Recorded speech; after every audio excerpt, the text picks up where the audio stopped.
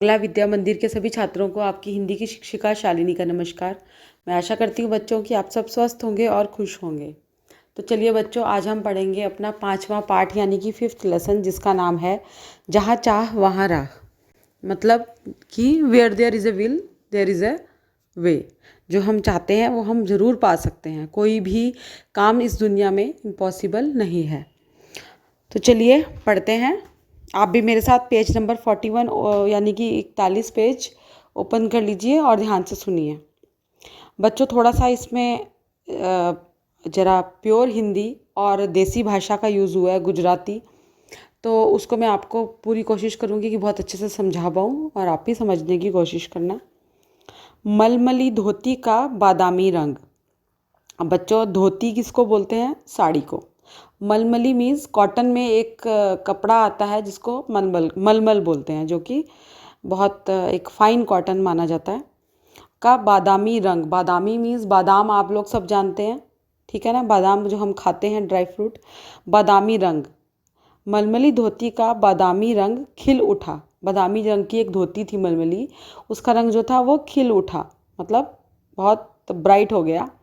किनारों पर कसूती के टांके से पिरोई हुई बेल थी। मतलब कसूती मीन्स एम्ब्रॉयडरी के का जो हम सुई और धागे से जो हम करते हैं उसको बोलते हैं टांका। टांका बोलते हैं। टांकों से पिरोई हुई बेल थी। मतलब उसने एम्ब्रॉयडरी पर उस धोती के ऊपर एक बेल। बेल किसको बोलते हैं बच्चों? जिसको हम इंग्लिश में बोलते हैं ना, क्रीपर। बेल बनाई हुई थी एम्ब्रॉयडरी से। ठीक है बच्चों। पल्लू, जो साड़ी का एक पल्लू होता है। मैं समझ सकती हूँ कि बच्चों, हमारी 5वीं कक्षा में कुछ लड़के भी हैं शायद जिनको ये सब साड़ी और पल्लू के बारे में ज्ञान नहीं होगा, क्योंकि आप एक तो आप छोटे बच्चे हैं और फिर लड़के भी हैं, तो लड़कों को ज़्यादा नहीं नॉलेज होती है। तो मैं आपको समझाने की कोशिश करूँगी। पल्लू मीन्स जो बच्चे, जो साड़ी का पल्लू होता है जो कि हमारी शोल्डर से नीचे लटकता है, उसको हम पल्लू बोलते हैं। पल्लू पर भरवा टांके अपना कमाल दिखा रहे थे। भरवा टांके मीन्स जो एम्ब्रॉयडरी हुई थी उस पर, वो अपना कमाल दिखा रहे थे, मीन्स बहुत सुंदर लग रहे थे। सुनहरे मीन्स गोल्डन। सुनहरे रुपहले बेल बूटों से जान आ गई थी मलमल में। एक मलमल की साड़ी में सुनहरे और क्या कहते हैं, रुपहले बेल बूटों से। बेल और बूटा मतलब छोटे छोटे जैसे जो फूल होते हैं, फूल बर्ड्स जिसको कहते हैं, उसका डिज़ाइन बनाना। उससे उसमें मलमल के साड़ी में जान आ गई थी। मतलब ये बहुत लाइव, बहुत सुंदर लग रही थी। इन बेल बूटों को सजाया था इला सचानी ने। और इन बेल बूटों को, मतलब इस कढ़ाई को किसने बनाया था? इला सचानी, जो कि एक लेडी का नाम है, जिसको आप इस चित्र में देख सकते हैं बच्चों। आप देख सकते हैं कि वो, यह एक जो महिला हैं, ये फिज़िकली चैलेंज्ड हैं। उनके हाथ प्रॉपर से नहीं बने हैं। उनके आर्म्स जो हैं, हाथ हैं, वो उस तरह से नहीं काम करते जैसे कि हम आम नॉर्मल इंसानों के करते हैं। इला की हिम्मत की अनोखी मिसाल है ये कढ़ाई का नमूना। मतलब जो इला है, इस जो लड़की हैं, जो ये महिला है, इनका नाम इला है। और इला की हिम्मत आप देख सकते हो कि वो पैर से काम कर रही है, अपने फुट से काम कर रही है। कि हिम्मत का, उसकी मेहनत का ये अनूठी मिसाल है। एक बहुत ही, जिसको कहते हैं ना बच्चों, मतलब बहुत अनूठी मीन्स एक ऐसी चीज़ जो आम चीज़ों से हटके होती है ना, जो बहुत स्पेशल होती है। एक अनूठी मिसाल है ये कढ़ाई मतलब एम्ब्रॉयडरी के नमूने मीन्स सैम्पल्स, जो उसने ये काम तैयार किया है। नेक्स्ट पेज बच्चों। 26 मतलब 26 साल की इला गुजरात के सूरत ज़िले में रहती हैं। उनका बचपन अमरेली ज़िले के राजकोट गांव में अपने नाना के यहाँ बीता। बच्चों, एक अमरेली डिस्ट्रिक्ट है राजकोट में, इसमें गुजरात में। तो राजकोट गुजरात में उनका जो बचपन था, उनका अपने नाना मीन्स मतलब हर मदर्स फादर, नाना के यहाँ, ग्रैंडफादर के यहाँ बीता। सांझ होते ही मोहल्ले के बच्चे घरों से बाहर आ जाते। सांझ मतलब शाम होते ही मोहल्ले मीन्स कॉलोनी के बच्चे जो है घरों से बाहर आ जाते। क्या करने के लिए आते? खेलने के लिए। कुछ मिट्टी में आड़ी तिरछी लकीरें खींचते। मतलब मिट्टी मीन्स डस्ट में कुछ कनेर के पत्तों से पिटपिटी बजाते हैं। तो बच्चों एक पौधा होता है, एक पेड़ होता है जिसको बोलते हैं कनेर।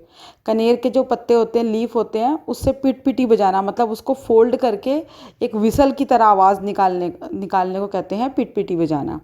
कुछ गिट्टे खेलते, गिट्टे मीन्स मार्बल्स से खेलते। कुछ इधर उधर के टूटे फूटे घड़े, घड़े होते हैं ना बच्चों, पॉट्स मिट्टी के जिसमें पानी भरते हैं हम पीने के लिए, टूटे फूटे घड़ों के ठीकरे बटोर कर मतलब टुकड़े बटोर कर पिट्ठू खेलते। जब इन खेलों से मन भर जाता तो पेड़ों की डालियों, पेड़ जो होते हैं ट्रीज़ की ब्रांचेस पर झूला डालकर ऊंची ऊंची पेंगे लेते और ऊंचे स्वर में एक साथ गाते, मतलब जोर जोर से स्विंग लेते और ऊंची आवाज़ में एक साथ गाते, गाना गाते। कच्चे नीम की निंबोरी सावन जल्दी आयोरी, ये वहाँ का कोई लोकगीत होगा गुजरात का, कि कच्चा नीम की निंबोरी सावन जल्दी आयोरी मतलब बारिश जल्दी आना। इला गाने में तो उनका साथ देती पर उनके साथ पेंगे नहीं ले पाती। गाना गाने में तो इला उनका साथ लेती, बेचारी गा सकती थी, पर वो उनके साथ पेंग मतलब स्विंग नहीं ले सकती थी। रस्सी पकड़ने को हाथ बढ़ाती मगर हाथ तो उठते ही नहीं थे। वह चुपचाप एक किनारे बैठ जाती, साइड में बैठ जाती। मन ही मन सोचती, मैं भी ऐसा कुछ क्यों नहीं कर पाती हूँ। बच्चे भी चाहते कि इला किसी न किसी तरह उनके साथ खेल सके। कभी कभार वह पकड़म पकड़ाई और विष अमृत, जो कि बच्चों एक खेल होता है जिसको मतलब हिंदी में पकड़म पकड़ाई बोलते हैं, और एक होता है विष अमृत को, तो उस खेल को वो उसमें कभी शामिल उनके साथ हो जाती क्योंकि उसमें ज़्यादा हैंड का, हाथ का प्रयोग नहीं होता है। तो साथियों के साथ जमकर दौड़ती मगर जब धप्पा करने की बारी आती तो फिर निराश हो जाती। जब हाइड एंड सीक में बच्चों हम जाके करते हैं ना धप्पा, पीछे से जाके पीठ पे मारते हैं तो उसको धप्पा बोलते हैं हिंदी में। तो धप्पा करने की बारी आती तो फिर निराश हो जाती क्योंकि हाथ ही नहीं उठेंगे तो धप्पा कैसे देगी। वह बहुत कोशिश करती पर उसके हाथों ने तो जैसे उसका साथ ना देने की ठान रखी हो। इला ने अपने हाथों की इस जिद को एक चुनौती माना। तो उसने, इला ने क्या किया, अपने हाथों की इस जो उसकी जो मजबूरी थी इसको एक चुनौती, एक चैलेंज की तरह माना। उसने वह सब अपने पैरों से करना सीखा जो हम हाथों से करते हैं। दाल भात खाना, दूसरों के बाल बनाना, ठीक है, फर्श बुहारना मतलब झाड़ू लगाना, कपड़े धोना, तरकारी मीन्स वेजिटेबल काटना, यहाँ तक कि तख्ती पर लिखना भी उसने पैरों से सीख लिया। उसने एक स्कूल में एडमिशन ले लिया। दाखिला मिलने में भी उसे परेशानी हुई। कहीं तो उसकी सुरक्षा को लेकर चिंता थी, उसकी सेफ्टी को लेकर, कहीं उसके काम करने की गति को लेकर कि और बच्चे तेज़ तेज़ काम करेंगे बट वो स्लो करेगी। किसी काम को तो वह इतनी फुर्ती से कर जाती थी कि देखने वाले दंग रह जाते हैं, देखने वाले हैरान रह जाते हैं कि ये कैसे कर दिया इसने। पर किसी किसी काम में थोड़ी बहुत परेशानी तो आती ही थी। वह परेशानियों के आगे घुटने टेकने वाली नहीं थी। उसने 10वीं कक्षा मतलब 10th तक पढ़ाई की, एजुकेशन ली। वह 10वीं की परीक्षा पास नहीं कर पाई। इला को यह मालूम न था कि परीक्षा के लिए उसे अतिरिक्त समय मिल सकता है। उसे ऐसे व्यक्ति की सुविधा भी मिल सकती थी जो परीक्षा में उसके लिए लिखने का काम कर सके। यह जानकारी इला को समय रहते मिल जाती तो कितना, यह जानकारी अगर उसको इला को समय रहते मिल जाती तो कितना, नेक्स्ट पेज बच्चों, कितना अच्छा रहता। उसे इस बात का दुख है पर यहाँ आकर सब कुछ खत्म नहीं हो जाता था ना। उसे इस बात का तो दुख रहा कि अगर उसको टाइम रहते पता लग जाता कि कोई उसके लिए लिख सकता है, कोई उसके लिए काम कर सकता है, तो उसको क्या होता, वो पास हो सकती थी। पर उस बेचारी की मजबूरी थी तो वो पास नहीं हो पाई। पर यहाँ आकर सब कुछ खत्म तो नहीं हो जाता था, है ना। उसकी माँ और दादी कशीदाकारी करती थी, मीन्स कढ़ाई करती थी, एम्ब्रॉयडरी का काम करती थी। वह उन्हें सुई में रेशम पिरोने से लेकर बूटियाँ उकेरते हुए देखती। वह उन्हें देखती थी कि कैसे वो सुई में मतलब निडल में धागा डाल रही हैं, थ्रेड डाल रही हैं रेशम का, और बूटियाँ उकेरती हैं मतलब कढ़ाई करती हैं, एम्ब्रॉयडरी करती हैं। न जाने कब उसने कशीदाकारी करने की ठान ली कि मैं भी यही करूँगी। यहाँ भी उसने अपने पैर के अंगूठे का सहारा लिया। दोनों अंगूठों के बीच सुई थामकर कच्चा रेशम पिरोने को कोई आसान काम नहीं था। ये तो बच्चों आप भी सोच सकते हैं, समझ सकते हैं कि पैर में निडल रख के दोनों उंगलियों के अंदर, और फिर उसमें अगर धागा यानी कि थ्रेड डालेंगे तो ये बहुत कोई आसान काम नहीं है। It is next to impossible. पर फिर भी उसने इम्पॉसिबल को क्या किया, पॉसिबल बनाया। पर कहते हैं ना, जहाँ चाह वहाँ राह। उसके विश्वास और धैर्य मतलब पेशेंस ने कुदरत को भी झुटला दिया, कुदरत को भी झूठा कर दिया कि कोई वो ये काम नहीं कर सकती, क्योंकि उसने कर दिखाया। 15-16 साल की होते होते इला काठियावाड़ी कशीदाकारी में माहिर हो चुकी थी। मतलब 15-16 ईयर्स की जब वो बच्ची लड़की हो गई, तो तब तक वो इतनी मतलब एक्सपर्ट हो गई थी, जो काठियावाड़ी जो एम्ब्रॉयडरी होती है बच्चों, उसमें उस काम में वो बहुत एक्सपर्ट हो गई थी। किसी वस्त्र पर किसी तरह के नमूने बनाए जाएं, कौन से रंग से नमूना खिल उठेगा, कि कौन से कपड़े के ऊपर कौन से क्लॉथ पे कौन से डिज़ाइन बनाए जाएं, और कौन से रंगों से जो वो डिज़ाइन है कलर्स को मिला के वो डिज़ाइन सुंदर बनेगा, खिल उठेगा। और टांके कौन से लगे, मतलब बच्चों जो एम्ब्रॉयडरी होती है उसमें डिफरेंट डिफरेंट तरीके के डिफरेंट डिफरेंट नामों के टांके होते हैं, तरीका जैसे इस तरीके से करना है या उस तरीके से करना है, ऐसा होता है। ये सब वह समझ गई थी। एक समय ऐसा भी आया कि अब उसके द्वारा काढ़े गए परिधानों की प्रदर्शनी मीन्स एग्जीबिशन, जिन कपड़ों पे ड्रेसेस पे उसने एम्ब्रॉयडरी की थी बच्चों, उनकी प्रदर्शनी यानी कि एग्जीबिशन लगी। इन परिधानों में काठियावाड़ के साथ साथ लखनऊ और बंगाल भी झलक रहा था। उसने अपने जो कपड़ों में डिज़ाइन किया, जो कपड़े बनाए थे बच्चों उसने अपने ड्रेसेस में, जो उसने एम्ब्रॉयडरी की थी, उसमें ना सिर्फ गुजरात बल्कि लखनऊ, यूपी और बंगाल का भी उसने डिज़ाइंस डाल दिए थे। इला ने काठियावाड़ी टांकों के साथ साथ और कई टांके भी इस्तेमाल किए थे। पत्तियों की चिकनकारी से भी सजाया था बच्चों। एक चिकनकारी जो होती है, एक लखनऊ यानी यूपी में जो लखनऊ है वहाँ का एक स्पेशलिटी है ये एम्ब्रॉयडरी की। डंडियों को कांथा से उभारा था। मतलब ये भी एक कढ़ाई की एक बच्चों एक एक तरीका होता है कढ़ाई करने का, कांथा वर्क बोलते हैं उसको। उससे भी उसने कढ़ाई की। पशु पक्षियों को ज्यामितीय मतलब ज्योमेट्रिकल डिज़ाइंस को की कसूती और जंजीर से उठा रखा था, कि ये सब तरह तरह के उसने क्या किया था, जो पशु पक्षियों की मतलब डिज़ाइंस बनाई थी, पिक्चर बनाई थी, ज्योमेट्रिकल डिज़ाइंस बनाए थे, ये सब उसने। और जंजीर मीन्स चेन बना के उसने तरह तरह की एम्ब्रॉयडरी की थी। पारंपरिक डिज़ाइनों में यह नवीनता सभी को बहुत भाई, और इस तरह के जो आर्टिस्टिक और क्लासिकल डिज़ाइंस थे, ये इसमें जो नयापन था, जो उसने नए तरीके से उसने एक्सपेरिमेंट किया, वो सबको बहुत अच्छा लगा। इला के पाँव अब रुकते नहीं हैं। आँखों में चमक, होठों पर मुस्कान और अनूठा विश्वास लिए वह सुनहरी रुपहली बूटियाँ उकेरते थकती नहीं हैं, कि अब उसके पैर नहीं रुकते हैं। और वो इतने अच्छे से कढ़ाई करती है, उसकी आंखों में चमक है, किसकी, आत्मविश्वास की, सेल्फ कॉन्फिडेंस की।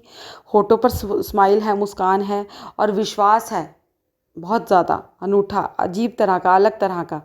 और वह सुनहरी, गोल्डन, रुपहली और तरह तरह के रंगों की बूटियाँ मतलब डिज़ाइन उकेरते हुए मीन्स कढ़ाई करते हुए, एम्ब्रॉयडरी करते हुए वह थकती नहीं है। तो बच्चों, हो सकता है कि आपको ये जो पार्ट है, ये लेसन है, थोड़ा सा बोर लगे, क्योंकि इसमें किसी पर्टिकुलर एक काम के लिए के बारे में हमने चर्चा की है, जो कि आजकल के टाइम में एक मॉडर्न जो हमारा वर्ल्ड है, इसमें ये बहुत ज़्यादा इंटरेस्ट का जो है विषय, जो है इंटरेस्ट का जो चीज़ नहीं है ना। बच्चों को, आप लोग सबको टीवी के बारे में बात करना अच्छा लगता है, या गेम्स के बारे में बात अच्छा करना अच्छा लगता है, या और अदर चीज़ों के अदर थिंग्स के बारे में बात करना अच्छा लगता है। पर ये जो एक एम्ब्रॉयडरी है जैसी चीज़ है, कपड़े के ऊपर डिज़ाइन बनाना, शायद हो सकता है ये आप लोग को इसके बारे में कहानी पढ़ना या सुनना थोड़ा सा बोर लगे। पर ये सिर्फ ये अगर आप इस कहानी को ना देखो, अगर हम इस कहानी में जो हमने पढ़ा है एम्ब्रॉयडरी का विषय या जो भी है, अगर आप इसके बियॉन्ड जाते हो, पीछे आगे जाते हो, तो आप ये देखते हो कि उस लड़की ने कितनी मेहनत की है, कितने एफर्ट्स किए, उसने इम्पॉसिबल को पॉसिबल बनाया। ठीक है, उसने क्या किया जो एक आम इंसान नहीं कर सकता है। उसने जो चीज़ हाथ से भी इंसान आसानी से नहीं कर पाता, उस चीज़ को उस लड़की ने किससे किया, अपने पैरों से, अपने फीट से। तो इस कहानी से हमें बच्चों एक बहुत बड़ी शिक्षा मिलती है कि इस दुनिया में, इस वर्ल्ड में कुछ भी इम्पॉसिबल नहीं है। ठीक है, एवरीथिंग इज़ पॉसिबल।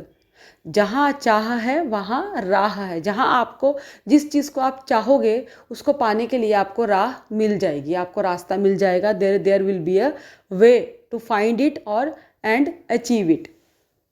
तो बच्चों, हमेशा मैं चाहूँगी आप भी ऐसे रहें, कभी भी हार ना माने, कभी भी थके ना कि ये काम नहीं हो सकता। आप सब कुछ कर सकते हो अगर आपका दिल चाहे तो। ठीक है बच्चों? तो मैं आशा करती हूँ कि आपको ये कहानी मैं समझा पाई होंगी। और बच्चों, मैं आपसे ये भी कहूँगी कि इस कहानी को, मेरी इस ऑडियो को आप कम से कम 5, 6, 7 बार सुनना, 10 बार सुनना रिपीटेडली, ताकि आपको ये समझ आ जाए। कोई कन्फ्यूजन हो तो आप मुझे व्हाट्सएप पर पूछ सकते हैं। ठीक है? तो अगले सप्ताह में, नेक्स्ट वीडियो में मैं आपके लिए लेकर आऊँगी इस जो पाठ का है अभ्यास कार्य, एक्सरसाइज। ठीक है बच्चों? तब तक के लिए स्टे सेफ। धन्यवाद।